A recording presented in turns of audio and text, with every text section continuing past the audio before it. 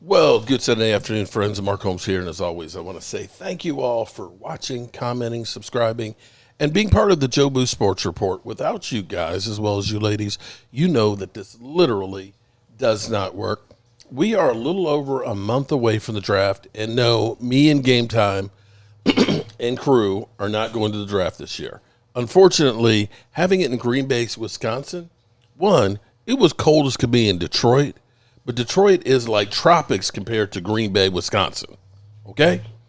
Green Bay is cold. And even late April, it's cold. We were there for an NFL kickoff in September, where I believe the year before we were in New Orleans, literally sweating our ass off. We had hoodies on in Green Bay in September. It's like in Green Bay, it's cold and less cold. That's the seasons. It's cold and it's less cold. And they don't have any hotel space. When you tell me that Days Inn is a grand a night, Days Inn, two beds, a grand a night. Can't do it. But be that as it may, we will be doing the live stream, watching the draft from the Joe Boo's Man Cave. And I'm beginning to, it's been kind of hectic for me the last few weeks and stuff. We've been following along with free agency and things and getting stuff on there. And it's time for me to start getting focused in on the draft. I'm not the draft guru, guys. I'm not the college football guy. So most of you all know that. But I do dabble in it just a little bit. I'm more of the philosophy guy.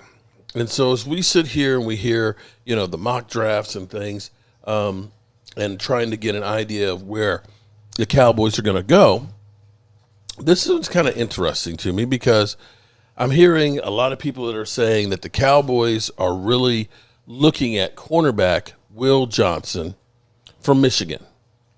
Will Johnson, tall cornerback, 6'2", 194 pounds. Looking at his draft potential, he's a 6.50. Which is boom or bust potential. You got a 50-50 shot, although I will say that's the case with all of them. His production score, combine, he was an 80, which was third. Athleticism, he was seventh at 83. And total score, he rated out as the fifth best cornerback with 83. Those are decent numbers. And as we go through and we look at, he didn't do the 40 there. Did not. So I guess it's going to be a pro day. I'm not the graph expert guy. I'm not going to pretend that I am. But there's a problem with this philosophy to me. See, here's the thing. Let's take a look at the Eagles' defense, for example. Their Eagles defense, the front line is everything. They are so stout on the front line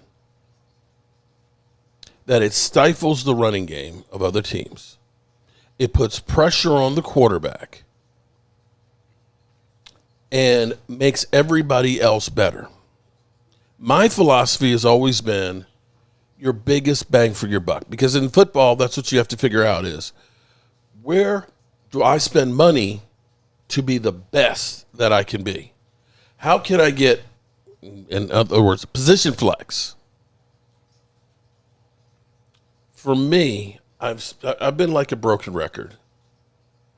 It's one of the reasons why I've always talked about Calais Campbell. Because, see, signing a guy like Calais Campbell makes everybody else on the defense better. If you've got an interior defensive lineman who can blow up the pocket, that quarterback is not going to get comfortable. He's going to see that guy in his face. And then he's going to start worrying about backpedaling too far that he's now in the grasp of the edge rushers. And because that happens, he doesn't have much time to throw. He's hurrying his throw, Or maybe he's having to throw around a guy. He might have to do a sidearm Sally, or he may have to try and loft it up because that big guy in the middle has got his paws up and is in his face wanting to kick his teeth in. You can have a great cornerback. You can have Deion Sanders over there. But if you don't have a pass rush, he ain't holding for 7-8 seconds.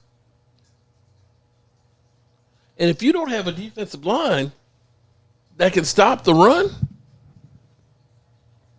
they're going to run on you, and you're never going to be able to use their defensive back. You see what I'm saying? If you cannot stop the run, if you cannot put pressure on the quarterback, then you're expecting the DB, who's only taking care of one guy at a time. One guy, one receiver. And in today's NFL, teams got multiple receivers.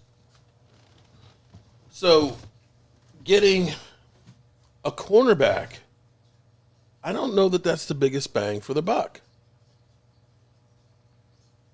If we said we've got a great defensive front that can stop the run and get pressure on the quarterback, okay, yeah, there you go. Great. Great. In the same way that people are saying we shouldn't get Genty because our offensive line is not ready, that, a Genty is the icing on the cake, the exact opposite is true on the defense. Having a couple of great cornerbacks doesn't do you any good if you're not good on the front end. And I think about some of the great teams out there, as much as it hurts me to say. When you think about the Giants that won their last couple of Super Bowls, how many of the secondary guys do you remember as being great cover guys? They didn't have any Deion Sanders out there. They didn't have any Emerson Walls. What they had was a great front seven that stifled teams, that smothered them. And that's something that we haven't been able to really do. We've been good at pass rushing. Don't get me wrong. Cowboys, they like guys that are lean, that have speed, that are taller, that can get upfield. But those guys aren't the best ones to stop the running game. And until we get that settled, I think that getting Will Johnson is not maybe the best move in the first round. That's just me. It's just me. I still think, now you go out and get a Calais Campbell and things like, okay, then I'll say, yeah, then maybe we can do that.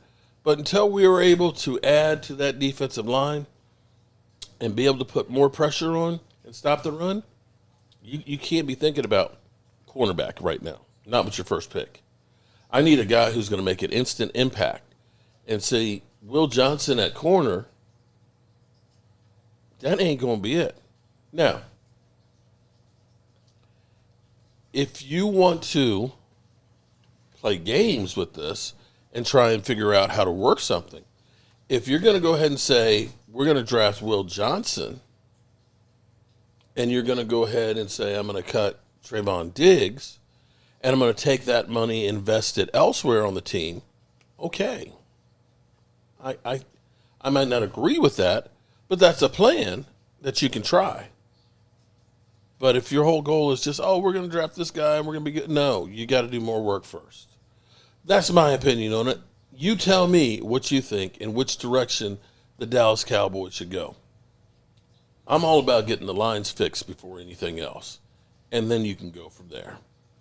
And I will see you